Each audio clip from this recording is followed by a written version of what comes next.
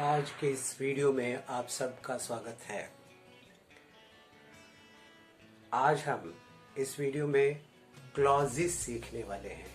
Clauses का मतलब है वाक्यांश, वाक्य का हिस्सा, सेंटेंस का एक पार्ट। तो आइए चलिए हम सीखेंगे वाक्यांश। यहाँ आप ये लिखा हुआ देख रहे हैं।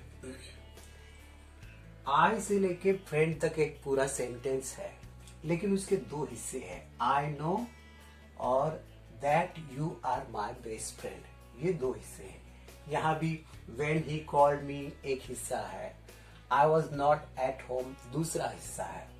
यहाँ भी the man is my uncle ये एक हिस्सा है, और who is beside the old woman ये एक हिस्सा है। अब देखो, ये जो आई नो है इसे क्लॉज कहते हैं, और ये जो है वो भी एक क्लॉज है, क्योंकि वो वाक्य का एक अंश है, हिस्सा है। लेकिन कैसे समझे कि वो क्लॉज है? क्लॉज पहचानने के लिए पहले हमें सब्जेक्ट यानी कर्ता, करने वाला, उसे पहचानना पड़ेगा। यहां देखो, यहां आई सब्जेक्ट है, और सब्जेक्ट के बारे में जो शब्द या शब्द का समूह, ग्रुप ऑफ वर्ड्स, इंफॉर्मेशन देता है उसे प्रेडिकेट कहते हैं। यहां एक ही शब्द है, वो प्रेडिकेट है। प्रेडिकेट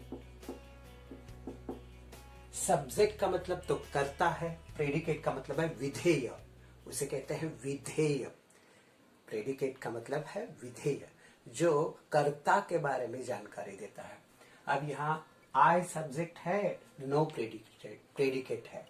इस सेंटेंस में देखो, यू सब्जेक्ट है, और आर के बाद जितना भी हिस्सा है वो सारा प्रेडिकेट है। यहां ही सब्जेक्ट है, हाँ, और कॉल्ड मी ये पूरा हिस्सा प्रेडिकेट है। यहां आई सब्जेक्ट है, और उसके बारे में जानकारी देने वाला ये सब प्रेडिकेट है। वैसे ही द मैन सब्जेक्ट है, लेकिन इसका प्रेडिकेट यहां है, क्योंकि इसके बारे में ये नहीं जानकारी देता, बल्कि ये जानकारी देता है, इसलिए ये प्रेडिकेट, ये सब्जेक्ट। इसमें हु सब्जेक्ट है, और बाकी का सारा जो हिस्सा है वो प्रेडिकेट है। ये प्रेडिकेट है।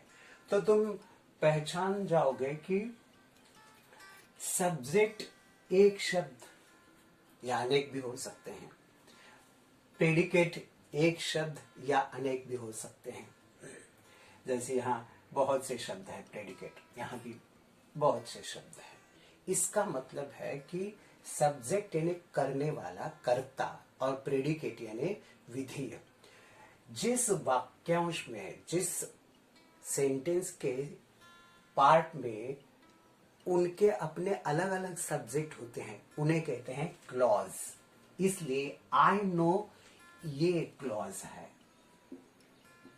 सीएल क्लॉज के लिए मैं शॉर्ट में लिखता हूं सीएल, ये है क्लॉज।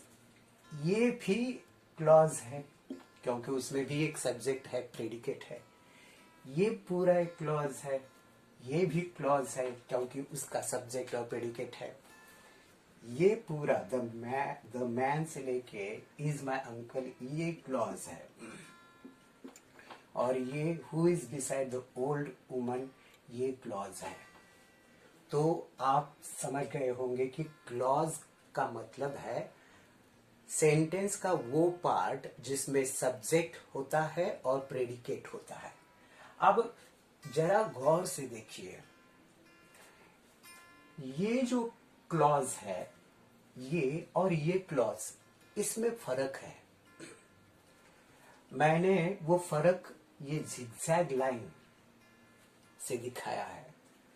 आई नो इस क्लॉज का मतलब पूरा होता है, कंप्लीट मीनिंग देता है, इसलिए इसे कहते हैं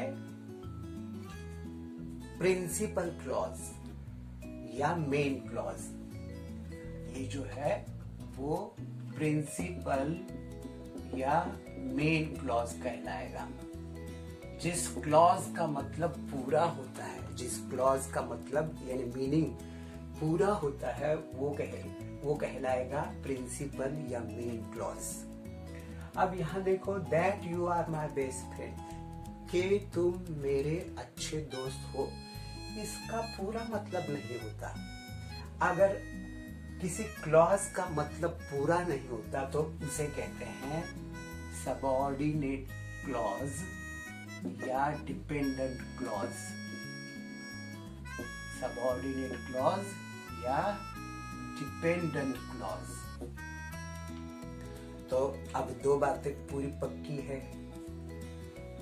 पहली बात, सेंटेंस का जो हिस्सा जिसमें सब्जेक्ट हो, प्रेडिकेट हो, कर्ता हो, विधेय हो, तो वो क्लॉज कहलाएगा। दूसरी बात, जिस क्लॉज का मतलब मीनिंग कंप्लीट होता है उसे कहेंगे प्रिंसिपल क्लॉज या main clause.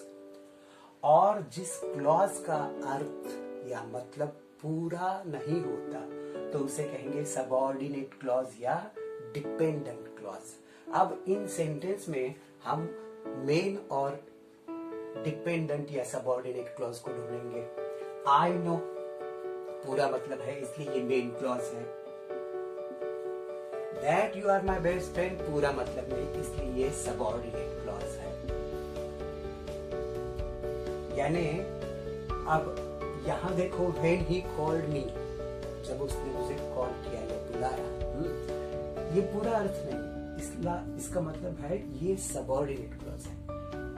I was not at home, मैं घर पे नहीं था, पूरा मतलब है, इसका मतलब है ये main clause. The man is my uncle, इसका मतलब पूरा है इसलिए ये मेन क्लॉज है। अब who is beside the old woman, इसका मतलब पूरा नहीं है, ये सबऑर्डिनेट क्लॉज है।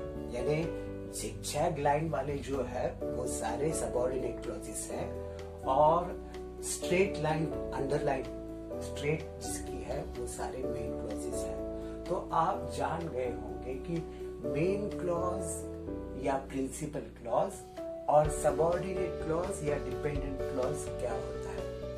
मेन क्लॉज या प्रिंसिपल क्लॉज उसे कहते हैं जिसका अर्थ या मतलब पूरा होता है, मीनिंग कंप्लीट होता है।